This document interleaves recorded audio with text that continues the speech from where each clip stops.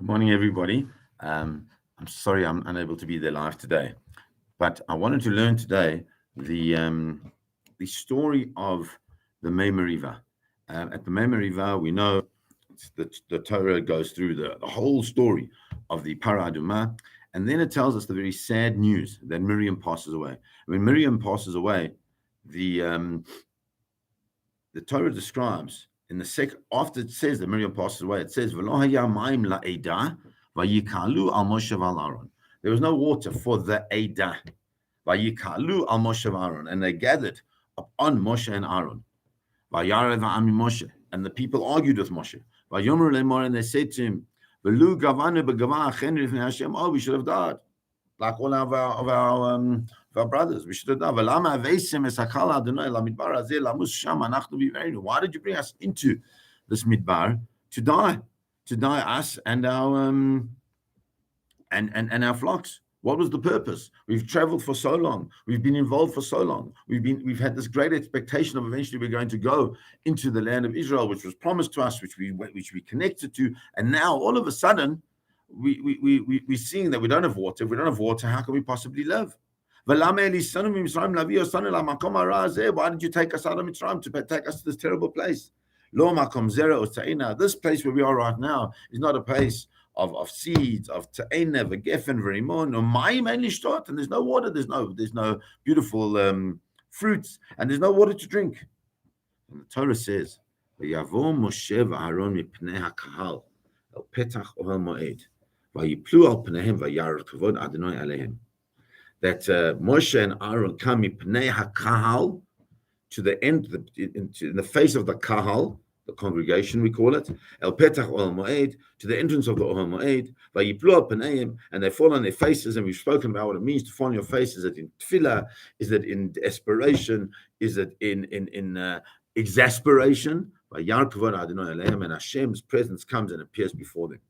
And what we have to notice carefully in the Torah is that the Torah says, when it starts off the story of not having the water, it says, "V'lo hayamayim la'eda," that there was no water for the Eda. Eda is a term that we use for a congregation. It's a similar term, by the way, that's used in the time of the Meraglim. But then it says, "Vayavo Moshe v'Aaron mipnei hakahal," that Moshe and Aaron came before the kahal. So how come in the one place you have Eda and the other place you have kahal? What I'd like to share with you is the insight of the Malbim on this, because the Malbim has a beautiful idea that let's explore it, and it's part of the beginning of an important conversation.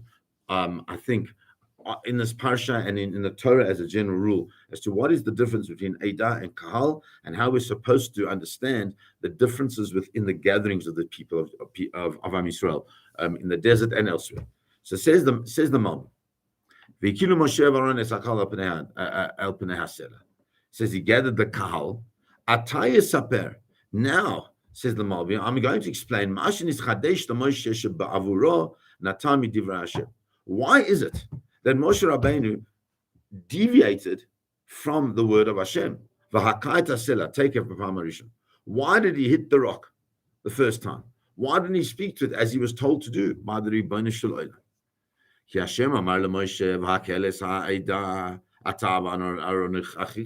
the Torah says that when Moshe Rabbeinu comes before the Ohel Moed, HaKadosh Baruch Hu says to him, "Gather the Eda, you and Aaron your brother."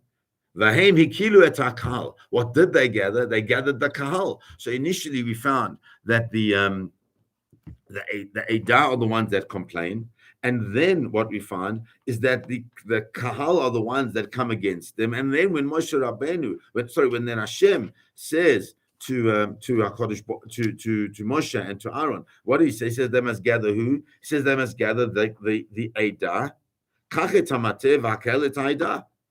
Take your staff and gather the Eda and speak to them and tell them, and then the water will come out of the thing. And it says, "Vayikach Moshe et matem lifnei Hashem b'asher tzivahu, vayikalu Moshe v'Aaron et hakahal," and they gathered the kahal. So on the one hand, we see the Eda are the ones that attack them. The kahal are the one Eda are the ones that complain. The kahal are the ones that seem to kind of like attack them. Then Moshe Rabbeinu is told by Hashem to gather the Eda, and they gather the kahal. So says the Malbim, Farid Ba'er Etli says we already explained. Sheyesh Hevdel bein Eda bein Kahal. Shebeshem Eda, in the name Eda, that's the difference he's going to now explain. Nikra'u ba'et, it's called an Eda when Sheba'u b'seder naman zkenim baroshehem. When are they called an Eda? An Eda is an organized group that is gathered together, being led by the elders. She'az nikra'u b'shem Eda, that's when it's called an Eda. When they're gathered together, following the elders, mitzad hasanhedrin shehema ikar. The Eda is the term referring to the Sanhedrin, referring to the judges, referring to the elders. And since that's the case, therefore, when the Torah uses the term Eda, it's talking about a group of Bnei Israel that are following their legitimate leader. V'shem Kahal, on the other hand, the word Kahal, Nikra'u k'shenizbeketzu ha'amon shelo b'seder nachon. It's when the people come and it's not in the correct order. When they're not following their leader. It's like the masses versus the organized space. When HaKadosh Baruch Hu brought water for them at Chorev, but it was the first experience that we have with this incredible thing where you have a rock that now gives forth water. So that was also Al Pianes, says the Malbim, obviously. It's an unbelievable miracle that this rock, that this flintstone or slate, depending on how you understand it, right, can be changed into a space that is giving forth of water, right? That is that when he smacked it, that he gave out the water. Hashem said to him, Hashem said at that point, go before the people and take with you the Zakanim, the elders of the Jewish people. He says, I'm going to stand there with you. You'll hit the rock and the water will come out. Why? Since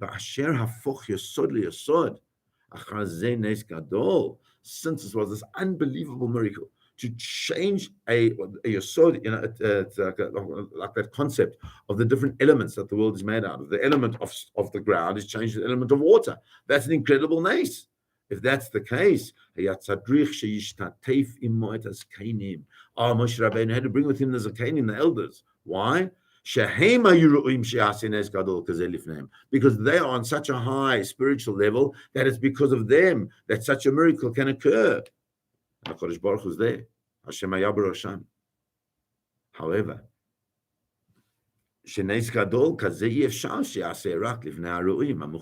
however, this kind of miracle can only happen in the front of people who are worthy of it.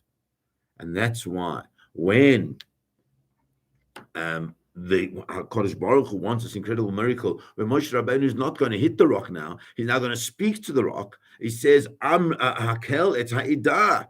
Gather the Eidah, these great holy people, who are the Zakanim and the Sanhedrin.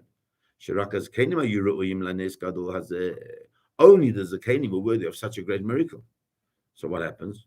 Moshe sees, Moshe Rabbeinu sees that it's not an orderly group that's come together, following their Zakain, following their leader, following their elder, following the person who's the most holy one, but rather he sees that it's a whole bunch of people that are gathering together. We should have one of the elders in front of them. But what's happening is that instead of the elders being surrounding the Makom HaNes, the place of the great miracle, rather what you have is that you have just this whole mess of people. There's no order. There's no appropriate spiritual hierarchy in this space. Nikalu akal shehem amon. All these people are gathered there. Because what is it that was the problem? If you remember, he says, Shimun Amayim, listen, you rebels, what were they rebelling against? So they wanted water. Everybody wants water. You're thirsty. I mean, you're allowed to ask for water. But in the manner in which they gather, says the Malbim, was indicative of the fact that they were rebelling against their Zakanim, against their elders, against the existing leadership structures that had been set up within the desert space of the Jewish people's traveling. ונקהלו העם המון רב וההמון היו על פני הסלע, לא העידה שהם הסנהדרין.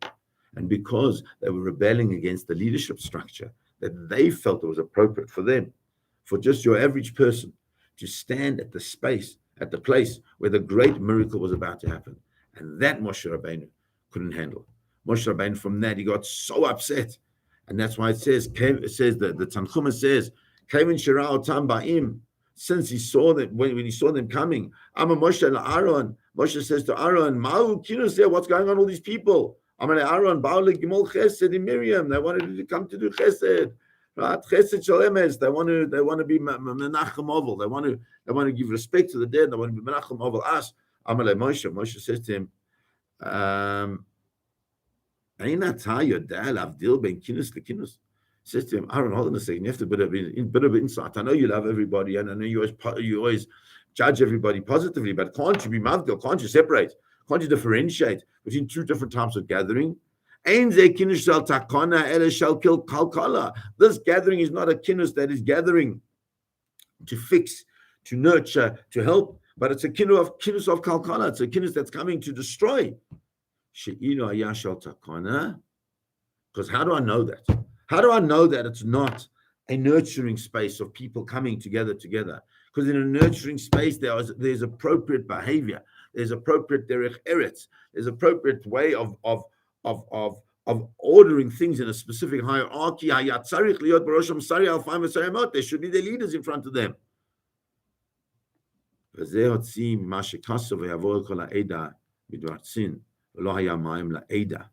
And that's what it means when it says, as we just said, that they didn't have water. Moshe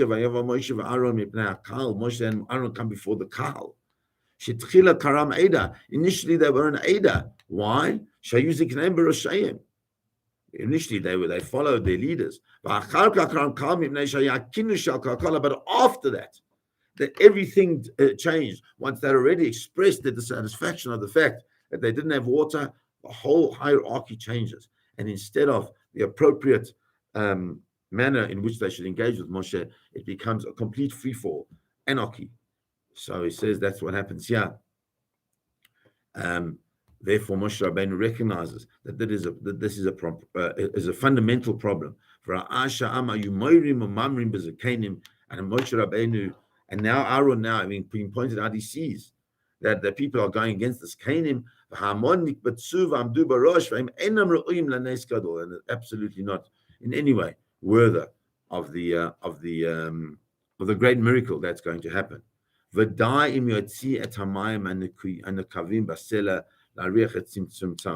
enough. All they care about, they don't care about the miracle. They don't care about the Kiddush Hashem. They don't care about that. All they want is just to get the water. And that's why Moshe Rabbeinu says to them, Shimuna HaMoirim, you guys are Moirim, you guys are rebels. Against who? The Zakanim. And then he says, he says, do you think that I am going to be able to create this incredible miracle in front of you guys?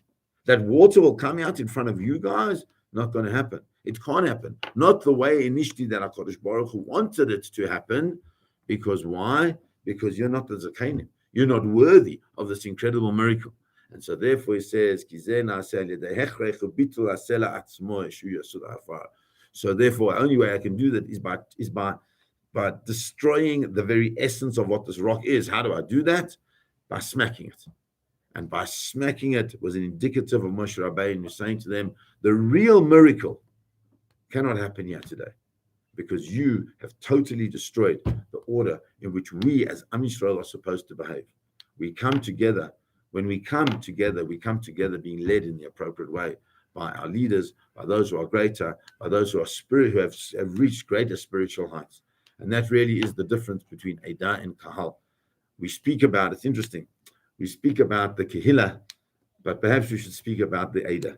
We speak about the Kehillah, which is the group of people, of especially our wonderful Kehillah, group, beautiful people doing so much good, helping so many people, especially at this difficult time. But perhaps what we need to remember is that whilst we are a Kehillah, at the same time, we also are an Eidah. And there's a specific way in which we have to approach things and engage with things and do things in the proper Derech Eretz Tikka way. I'm not saying we don't. I'm just saying that is the lesson from the Malbim on this week's Parsha. Have a beautiful day, everybody. Please God, we will continue live on Thursday morning at 8 o'clock because of the public holiday. Have a beautiful day.